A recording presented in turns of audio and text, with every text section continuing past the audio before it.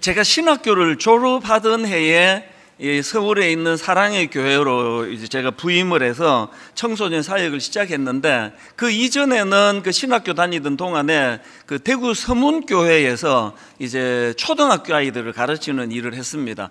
그러다가 졸업하면서 사랑의 교회로 이제 사역지를 옮겼는데, 그렇게 제가 사모하고 배우고 싶고 또 가서 섬기고 싶던 교회였지만 막상 부임하고 나니까 너무 힘든 겁니다. 그래서 사실은 그 부임하고 초기에 갈등을 좀 많이 했습니다. 무엇보다도 막 사람이 너무 많은 겁니다.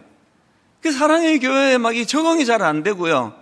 그리고 또 이 강남이라는 지역이 이게 제가 자란 환경하고 너무 다르다 보니까 그 뭐 아이들이 이게 저랑 너무 다른 겁니다. 우선 애들이 막 너무 예뻐요. 막 전부 막 우윳빛 피부에다가 게다가 막 다 또 이게 또 서울말 쓰고 이러니까 너무 힘들었습니다. 뭐 하기야 사실 저도 진짜인데요. 저도 학교 다닐 때 별명이 저도 우윳빛이긴 했습니다. 진짜예요. 초코 우유. 그래서 뭐 좀 우유에 좀 차이가 좀 있긴 한데요. 하여튼 막 애들이 막 너무 세련되고 막 이러니까 이게 제가 이게 올 때가 아닌데 이게 잘못 왔다 그런 생각을 하게 되니까 모든 부분에서 이제 위축이 되고, 그래서 이제 자꾸 이제 적응이 잘 안 되는 겁니다. 그래서 한때는요, 사랑의 교회 부임하고도 쉬는 월요일이면 이제 고속버스를 타고 대구로 내려가는 겁니다. 가도 뭐 가족도 저는 다 미국에 계시잖아요. 뭐 만날 사람도 없고 한데 너무 교회가 그리우니까 그렇게 이제 월요일 날 버스 타고 내려가 갖고는 그 대구 서문교회 주변을 빙빙 도는 거예요. 근데 6바퀴 이상은 돌지 않았습니다. 7바퀴 돌다가 이게 또 무너지면 어떡합니까? 여기에 웃으시는 분은 성경을 좀 아는 분이에요. 그 안 웃으신 분들은 성경 좀 읽으셔야 되는데. 그래서 이제 계속 교회를 빙빙 돌고, 그리고 또 그 서문교회 바로 옆에 그 달성공원이라고 있는데, 거기는 이제 제가 다니던 초등학교가 거기 있고, 또 제가 어릴 때 이제 그곳을 놀던 데니까 그렇게 거기가 이제 월요일 되면 그리워서 내려가고 했는데요. 저희 담임 목사님께서 너 다시 와라 그랬으면요, 저 100% 갔습니다. 근데 월요일 날 뭐 다 이제 문도 다 닫혀 있고 또 막 목사님 찾아뵐 용기도 안 나고 막 이러니까 계속 이제 월요일 되면은 또 주변을 맴돌다가 그렇게 하고 다시 올라오는 그 버스 안이 얼마나 쓸쓸했겠냐고요. 서울은 뭐 생전제가 또 처음 생활하고 그러다 보니까 근데 이게 계속 되니까 이러다가 이거 제가 폐인이 될 것 같은 겁니다. 그래서 제가 하나님께 막 선언을 해버렸습니다. 하나님, 제가 이 시간부터 사랑의 교회를 사랑하겠습니다.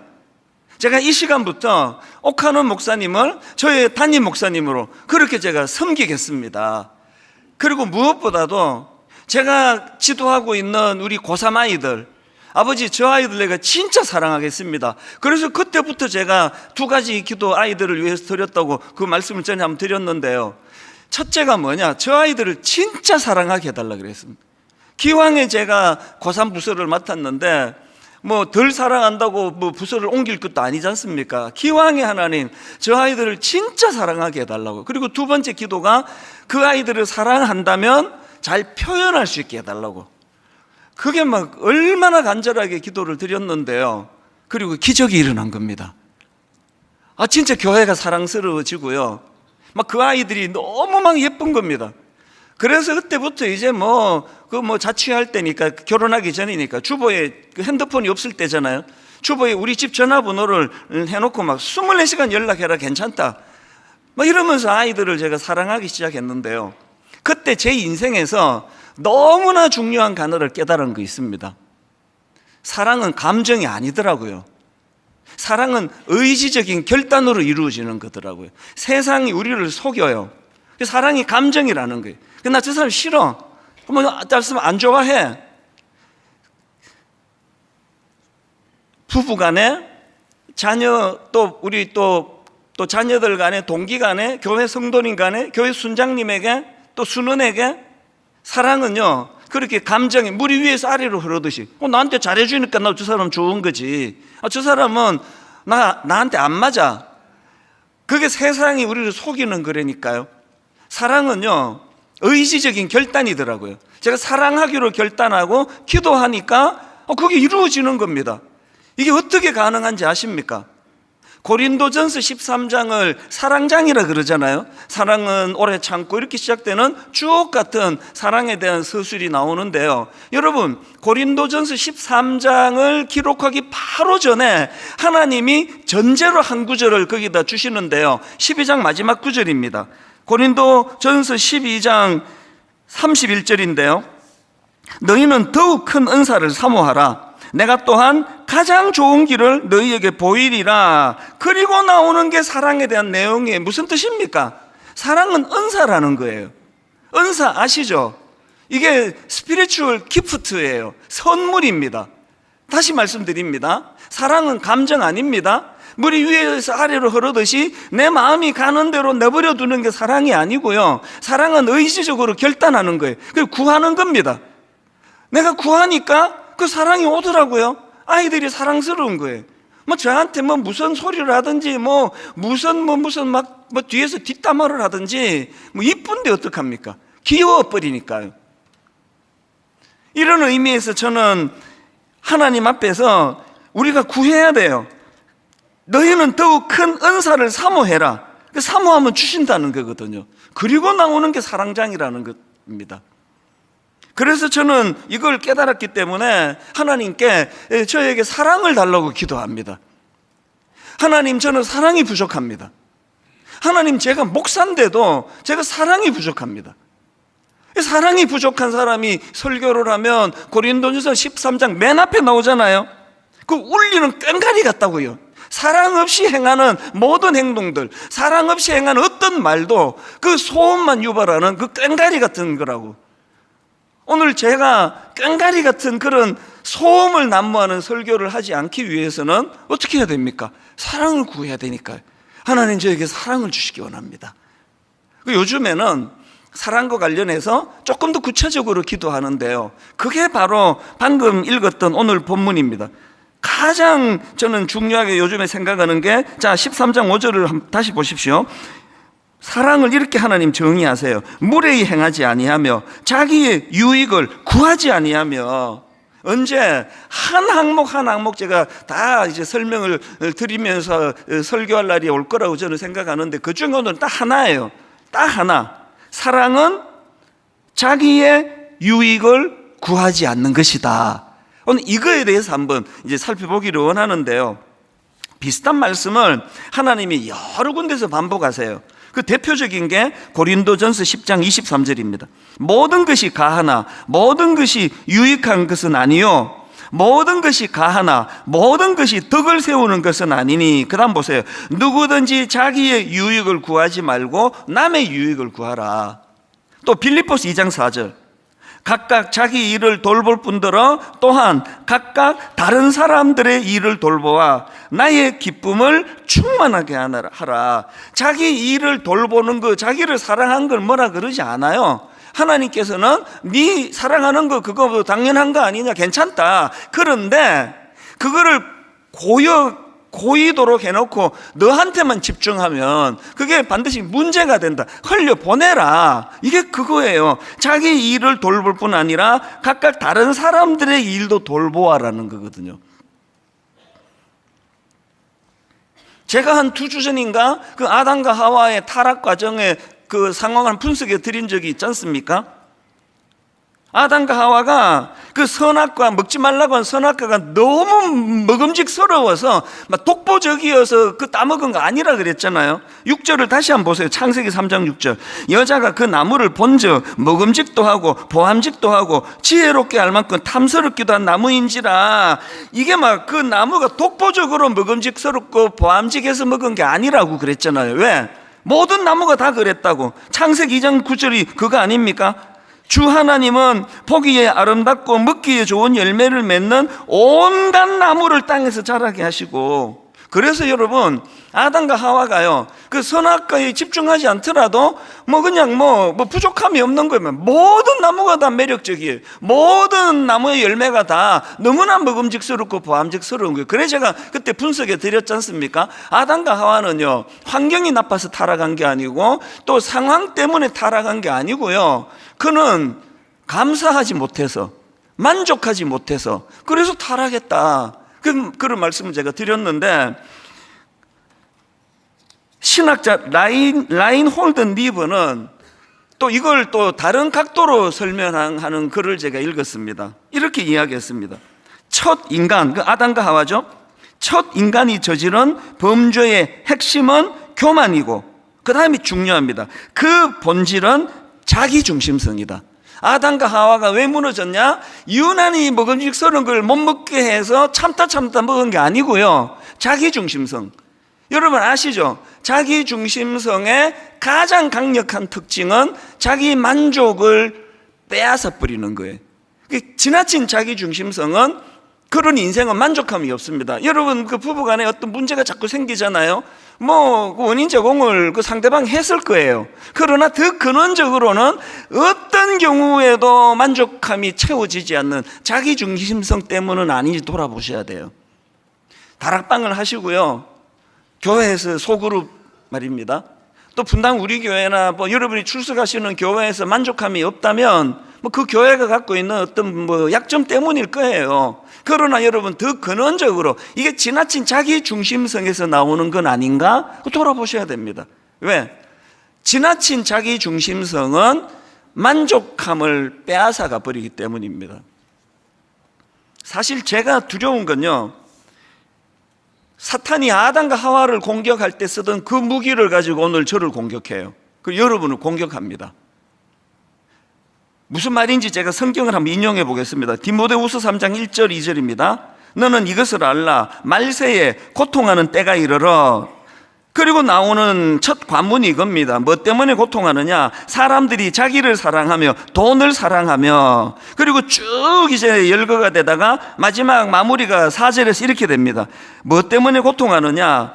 배신하며 조급하며 자만하며, 그 다음 쾌락을 사랑하기를 하나님 사랑하는 것보다 더하며.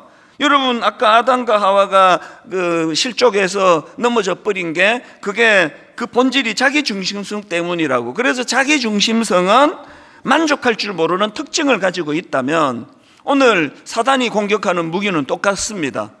지나친 자기사랑, 그리고 돈사랑, 그리고 쾌락사랑. 이게 딱 오늘 이 시대를 말하는 거 아닙니까?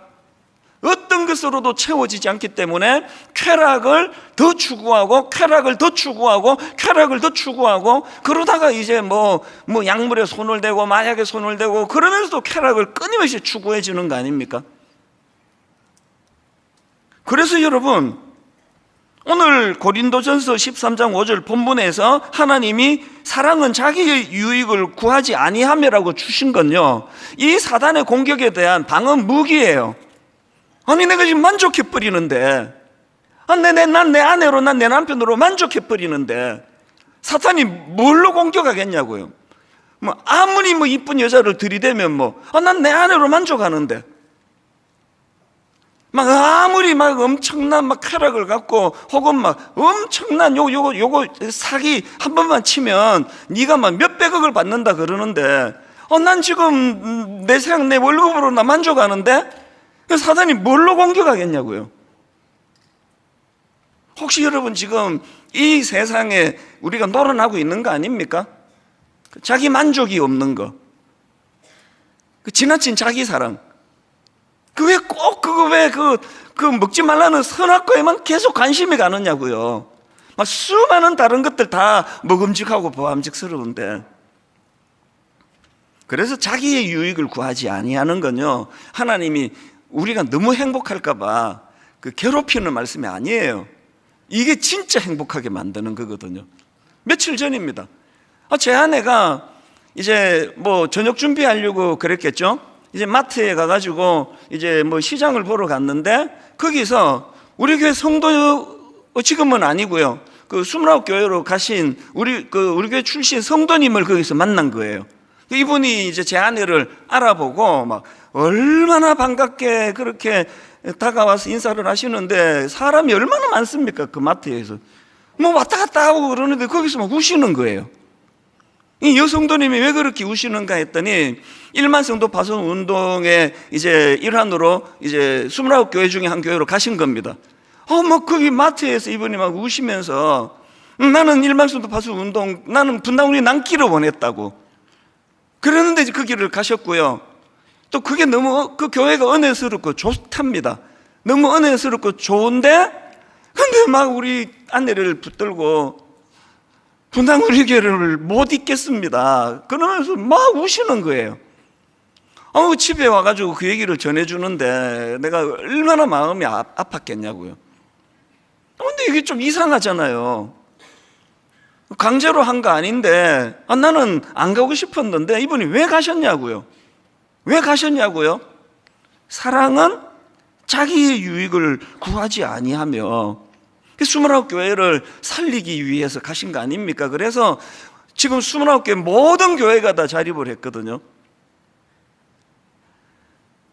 1년이 지난 지금 그렇게 순종해서 참 눈물로 29교회로 가신 모든 분들을 저는 너무 감사하게 생각하고요. 그리고 또 남아 계시는 여러분, 남아서 이 교회를 참 위에서 지키고 계시는 거 저 너무 감사해요. 그래서 파송되어 가시거나 남으시거나가 중요한 게 아니에요. 중요한 건 우리들 중심에 어떤 중심으로 지금 내가 신앙생활을 하고 있는가, 자기의 유익을 구하지 아니하고요. 그래서 이제 오늘 예배 마치시고 그 사역 박람회 나가시다가 이런 1인 1기 여러분 꼭 신청하시고 교회를 섬겨 주셔야 되는 거예요. 근데 결론이 저렇게 날 줄 알았지 라고 생각하신다면 잘 보신 거예요. 그래서 하셔야 돼요.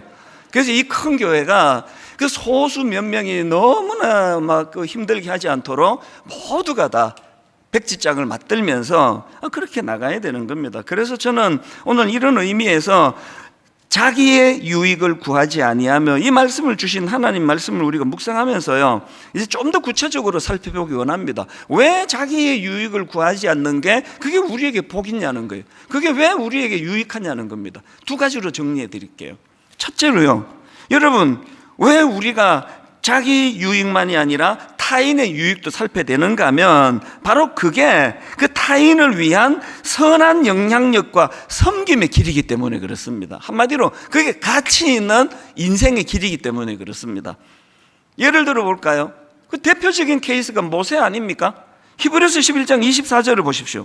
믿음으로 모세는 장성하여 바로의 공주의 아들이라 칭함받기를 거절하고 도리어 하나님의 백성과 함께 고난받기를 잠시 죄악의 낙을 누리는 것보다 더 좋아하고, 모세는요 그냥 왕궁에서 살았으면 돼요. 왜 그 고생을 한 겁니까? 모세 내면에 하나님이신 부담감이 이거 아닙니까? 각각 자기 일을 돌볼 뿐 아니라 다른 사람들의 일도 돌보아야 한다는 이 하나님의 정신에 모세가 순종했기 때문에 자기 동족을 사랑했고, 그래서 그냥 안 해도 되는 고생을 엄청 많이 한 거 아닙니까? 그래서 모세가요 그냥 눈 한번 찔끔 감고 그냥 뭐 왕궁에서 그렇게 호요식하고 살았으면 뭐 그 누가 비난합니까? 그 길 뭐 편하게 잘 살았을 거예요. 근데 여러분, 그랬더라면요 모세가 이 땅에서 했어야 되는 가치 있는 일은 못하고 살았을 거 아니냐고요. 모세가 왕궁에서 왕궁으로 입양돼 가지고 왕궁에서 그렇게 살다 호요식하고 죽었으면 오늘 우리가 모세를 어떻게 기억하느냐고요. 오늘 여러분 수천 년이 지난 지금까지도 우리가 모세를 흠모할 수 있는 건 그가 바로 자기만을 위해 사는 게 아니라 타인의 유익도 살폈기 때문에 그 존재가 엄청 가치 있는 존재가 되어버린 거예요. 오늘 여러분, 제가 만약에 뭔 일로 정말 우리 대한민국을 내가 구할 수만 있다면, 제가 뭔 일로 대한민국을 막 결정적으로 제가 섬길 수 있는 그런 역할을 제가 할 수만 있다면 그것보다 더 영광스러운 일이 있겠습니까? 몸도 불살할 것 같아요. 이 꿈을 우리가 꾸시는 거예요. 너무 그 좁은 자리에서 좁은 걸로, 그래서 그 포만감이라는 거, 그 뭐 밥 몇 숟가락 먹었다고 그렇게 배가 벌써 부르냐고요. 한창 먹는 그 우리 아들 보면은 막 엄청나게 먹는데 부러워요. 포만감을 너무 빨리 가지지 않으시는 거예요. 그 가치 있는 인생으로 살고자 하는 선한 욕망, 이게 오늘 우리에게 하나님이 요구하신다는 거거든. 그 다음 두 번째로, 다른 사람의 유익도 살피면서 사는 게 왜 필요하냐? 그게 우리 자신을 위한 행복의 길이기 때문에 그렇습니다. 저는 하나님이 저를 사랑하시는 거 확신하거든요. 여러분, 하나님이 여러분 사랑하시는 거 믿으십니까? 저 확신합니다. 그래서요, 하나님은요, 제가 손해되는 거, 하나님은요, 제가 불행해지는 거 절대 요구하지 않는다고 생각합니다. 제가 타인을 위해 섬기고 분당 우리 교회 29교회로 나누고 또 뭐 지금 막 여러 가지 미자리 교회를 돕는 이런 일을 하는 게, 그게 우리의 행복을 갉아먹는 일이라면 하나님 절대 하지 마라 그래. 하지 마. 괜찮아. 난 네가 행복하기를 원해. 왜 하나님은 나 자신을 돌아볼 뿐만 아니라 주변에 연약한 이웃도 돌아보라고 하시는가 하면, 그게 진짜 우리가 행복해지는 길이거든요. 아낌없이 주는 나무, 제가 그 그림 동화책을 좋아한다 그랬잖아요. 이건 뭐 사다 놓고 여러 번 제가 읽었는데요, 최근에 이 아낌없이 주는 나무라는 그림 동화책을 읽다가 내가 놓치고 있던 하나를 내가 발견하게, 새로 내가 울컥하는 겁니다. 그 아낌없이 주는 나무, 그 이야기 다 아시죠? 그 그림책이, 스토리가 이렇게 시작됩니다. 옛날에 나무가 한 그루 있었습니다. 그리고 그 나무에게는 사랑하는 소년이 하나 있었습니다. 그래서 이제 아낌없이 이제 주는 나무가 됐는데요, 그 소년이 어릴 때는 그 아이의 그네가 되어줬어요. 그래서 나무가 그네를 다는 도구가 되고, 그렇게 아이의 놀이터를 제공해 줬는데요, 그러다가 이제 그 소년이 어른이 되어가는 과정에서 돈이 필요하다고 하니까 그 나무가 무슨 제안을 합니까? 내 열매를 팔아서 사용해라. 내 열매를 가지고 돈 만들어서 쓰라. 괜찮다. 그리고 그 다음에 이제 어른이 된 소년이 이제 집이 필요하다고 하니까 내 가지를 다 쳐가지고 이거 갖고 집 지어라. 나는 뭐 좀 못생겨도 괜찮다, 뭐 그런 거겠죠. 그래서 이제 또 집을 다 지었어요. 그 좀 시간이 또 지나고 소년이 이제 뭐라고 말하는가 하니까, 멀리 여행하기 위해서 자기가 배가 필요하다고 그랬더니 놀랍게도 뭐라고 말하는가 하니까 나무가 내 몸통을 쳐라는 거예요. 그래서 이걸로 배를 만들어라. 그래서 그루터기만 남아있는 흉한 그런 나무가 돼버렸는데, 오랜 세월이 지나고 그 소년이 노인이 됐습니다. 나이가 들어서 이제 그 나무 곁으로 돌아왔는데, 그 나무가 이제 나 이제 나이도 들고 내가 너무 잘 지치는데 내가 이제 쉼터가 필요하다 그랬을 때, 나무가 한 유명한 이야기 아시잖아요. 둥지를 잘라버린, 그래서 흉측하게 된 그 나무가 나를 의자로 써라. 여기서 앉아서 쉬면 된다. 저는 거기까지 늘 이제 읽었는데요, 이번에 이제 제가 막 울컥했던 게 뭐냐 하니까요, 그래서 제가 동화책을 내가 직접 가져왔습니다. 이거 아낌없이 주는 나무. 이거 아들 거 빌린 게 아니고 저 겁니다. 이게 이제 이런 내용들이 쭉 이렇게 나가다가요, 맨 끝에 여기 딱 한 줄, 몇 자 안 돼요. 요 맨 끝에 여기 글자 하나가 있는데요, 여기에 이제 나무 그루터기에 노인 하나가 거기 앉아 있고요, 그게 소년이죠. 맨 마지막에 요 글자가 하나 있더라고요. 그래서 나무는 행복했습니다. 아유, 크게 전 이유는요, 십자가가 생각이 난 겁니다. 그리고 여러분, 윤동주 시인의 그 십자가라는 그 시 다 아시잖아요. 괴로웠던 사나이, 행복했던 예수 그리스도처럼 자기 삶의 십자가가 주어진다면 모가지를 들이우고 꽃처럼 피어나는 피를 어두워가는 하늘 밑에 조용히 흘리겠습니다. 우리가 왜 십자가를 사랑합니까? 십자가는 그 어린 소년에게 나무예요. 당신은 내어주셨어요. 그런데 이 시인의 이 표현이 얼마나 기가 막힙니까? 괴로웠던 사나이, 행복했던 예수 그리스도처럼 당신은 내어주시고 죽음의 자리까지 가시는 그 모든 일이 너무나 괴롭고 고통스러운 일인데 행복했던 사나이로 표현하는 거거든요. 우리가 그 예수 그리스도를 믿는 사람이라면 그저 내가 누리고 그저 모은 거는 절대로 내보낼 줄 모르고 나만을 위해서 써야 되고 이렇게 사는 사람들이 절대 모르는 한 가지를 아는 거예요. 그게 뭔가 하니까요, 그게 사도행전 20장 35절입니다. 범사에 여러분에게 모본을 보여준 바와 같이 수고하여 약한 사람들을 돕고 또 주 예수께서 친히 말씀하신 바 주는 것이 받는 것보다 복이 있다 하심을 기억하여야 할지니라. 예수 믿는 저와 여러분은 이거를 이론으로서가 아니라 좀 경험하시면 좋잖아요. 이 진짜네? 이 내가 베푸니까 베품 받는 것보다 이게 더 행복하네? 그래서 저는 오늘 그 창립 21주년을 맞이해서 이제 분당 우리 교회가 과거에 우리가 이랬고 저랬고 막 그렇게 자화자찬하는 시간이 아니라, 저는 오늘 저와 여러분이 이제 우리들에게 남은 과제, 남은 숙제, 이것들을 함께 이제 선포하고 나누기를 원하는데요. 아마 제가 이제 목회를 마무리하게 된다면 이 세 가지가 완성이 되는 시점이라 생각합니다. 분당 우리 교회가 가지고 있는 3대 비전, 첫 번째가요, 가평 우리 마을을 제대로 만들어 보자는 겁니다. 가평 우리 마을, 제가 잘 정리해 드릴게요.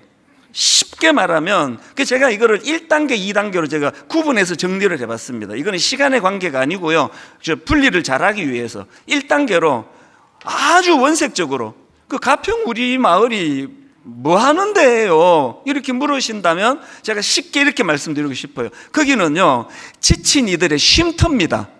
지친 이들의 쉼터. 그런데 쉼터인데 그 세상적인 어떤 자극적이고 막 쾌락적이고 이런 거와는 차별화가 이루어지는, 거기에는 잠잠한 그리스도의 사랑이 느껴지고 거기에는 말씀이 흐르고 거기에 가면 주님 앞에 눈물로 기도할 수가 있고, 그래서 차별화된 쉼터가 가평 우리 마을인데요, 이렇게 하고 끝나는 것은 가평 우리 마을이 아니에요. 그래서 제가 두 번째 단계라고 이제 이름을 지어본 거, 분리를 해본 거, 두 번째 단계가 뭐냐 하니까, 가평 우리 마을은요, 세상의 약자들과 지친 이들을 가평 우리 마을로 초대하여 그들도 쉬게 해주는 게 우리의 목표예요. 그래서 사실 가평 우리 마을의 시작 자체가 평생을 힘들게 모은 재산을 장애인과 약자들을 위해서 써달라고, 그래서 그 할머니 권사님이 42억의 그 통장 도장을 갖고 오신 걸 제가 한 1, 2년 그걸 계속 반려를 했거든요. 이 귀한 권사님의 정말 눈물과 땀이 들어있는 거 제가 받을 수 없다고 계속 한 2년을 반려했는데, 이분이 그냥 통장 도장 비밀번호 그냥 놓고 가셨습니다. 그리고 이 소식을 들은 우리 교회의 어떤 부부가 가평에 땅이 한 2만 평이 있는데 그게 이제 가평 우리 마을입니다. 이거 자식한테 물려주면 아이 망치기 때문에 이거 우리 거 아니라고 생각하고 땅 주인을 계속 찾았는데 못 찾고 있었는데, 목사님 땅 주인을 찾았습니다. 그렇게 하고 2만 평의 땅 문서를 갖고 오신 거예요. 그래서 시작한 게 가평 우리 마을입니다. 그래서 가평 우리 마을이 그냥 우리끼리 거기서 잘 지내고 쉼터가 좋다 그러고 수양관처럼 그렇게 만들면요, 제가 죄를 짓는 거예요. 그래서 두 번째 단계가 반드시 필요한 겁니다. 원래 이 가평에다가 처음에는요, 장애인 그룹 홈을 만들려고 했습니다. 그래서 거기에 장애인들이 거주하고 또 직장도 이제 거기서 할 수 있는 일들을 만들어내고 이런 걸 꿈꾸었는데 허가가 안 나는 겁니다. 정말 긴 시간을 괴로워하면서 애를 썼는데 허가가 안 나오는 겁니다. 그리고 뜬금없이 하나님께서 가평 우리 마을을 청소년 수련시설로 허가를 내게 해주신 거예요. 근데 이게 너무나 혼란스러웠습니다. 이게 뭐지? 이게 뭐야? 그 긴 시간을 제가 갈등했는데 여러분, 보름 전에 제가 답을 찾았습니다. 제가 이렇게 미련해요. 아까 제가 두 번째 단계가 세상의 약자들, 지친 이들을 초대하는 곳이 되기를 원한다 했는데요, 이제 예를 들어 이런 겁니다. 그 발달장애인 엄마 아빠 계시잖아요. 발달장애인 부모님은요, 내가 수많은 이야기를, 거의 똑같은 이야기를 들었습니다. 그 아이를 너무 사랑하시니까요, 목사님 저는요 이 아이보다 하루 더 사는 게 내 꿈이라 그래요. 이 아이를 끝까지 끝까지 돌보겠다는 부모의 눈물의 의지 아닙니까? 난 그 말이 진짜 눈물이 나요.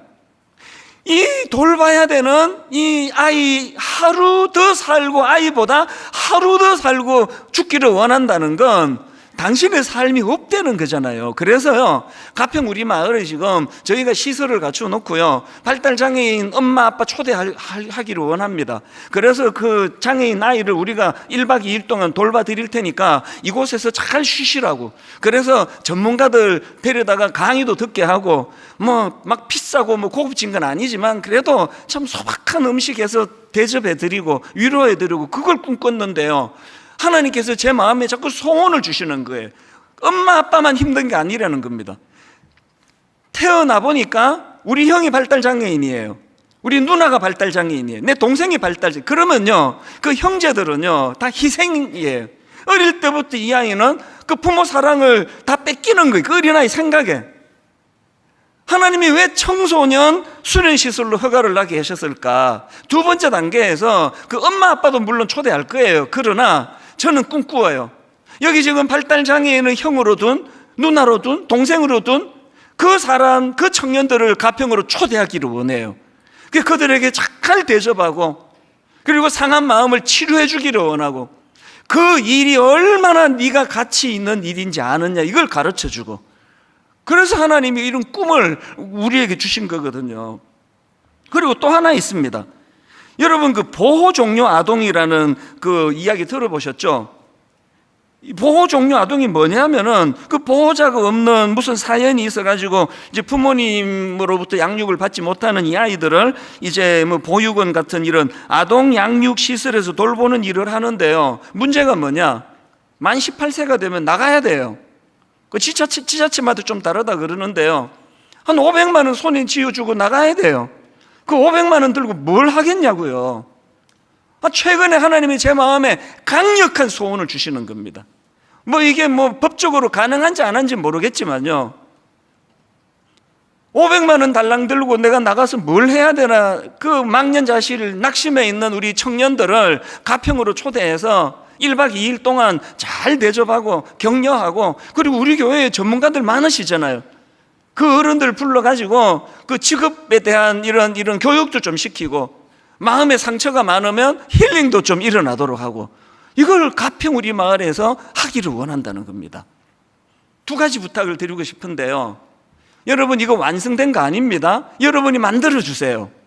어떻게 가치 있는 일을 그곳에서 이루어낼 것인가, 어떻게 제대로 된 영적인 쉼터를 우리가 만들어 갈 것인가.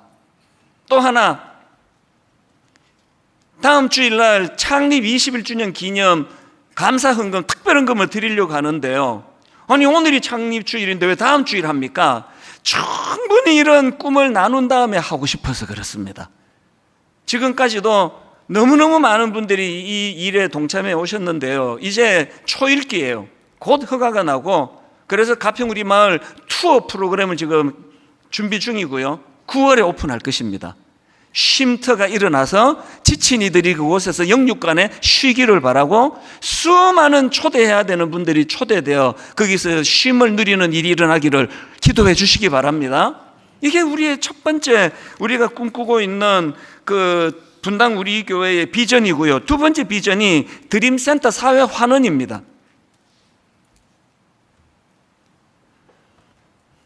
이게 사탄의 유혹 같기도 하고요, 하나님의 테스트 같기도 하고요.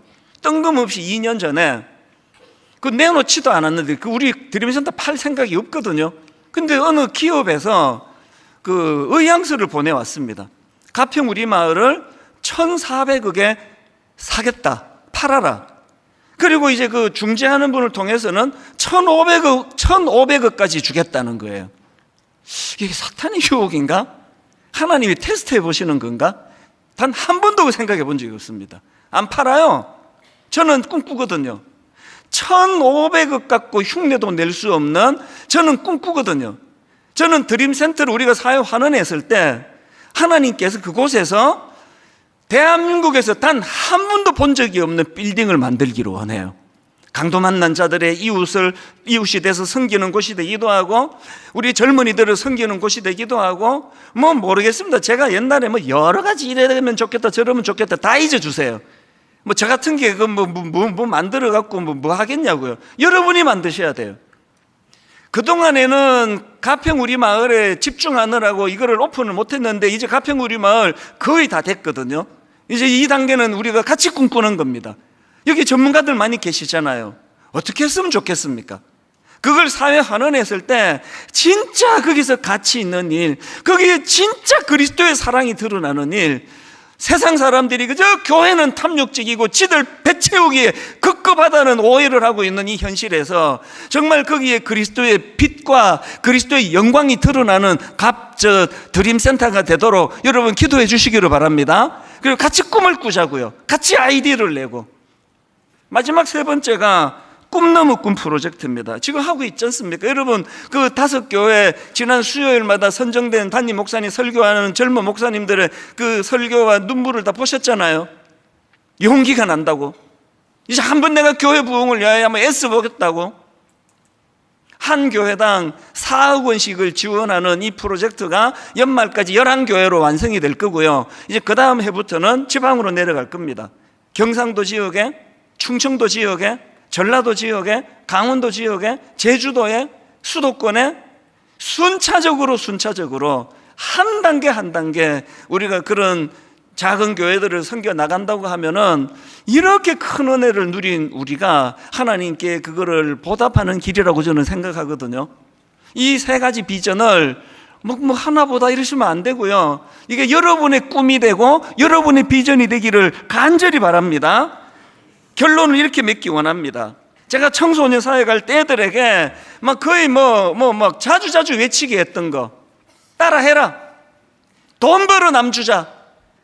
은혜 받아 다시 공부해서 남주자. 애들이 없으니까 돈 버는 사람만 있으니까 그게 먼저 나온 것 같아요. 공부해서 남주자. 돈 벌어서 남주자. 은혜 받아 남주자.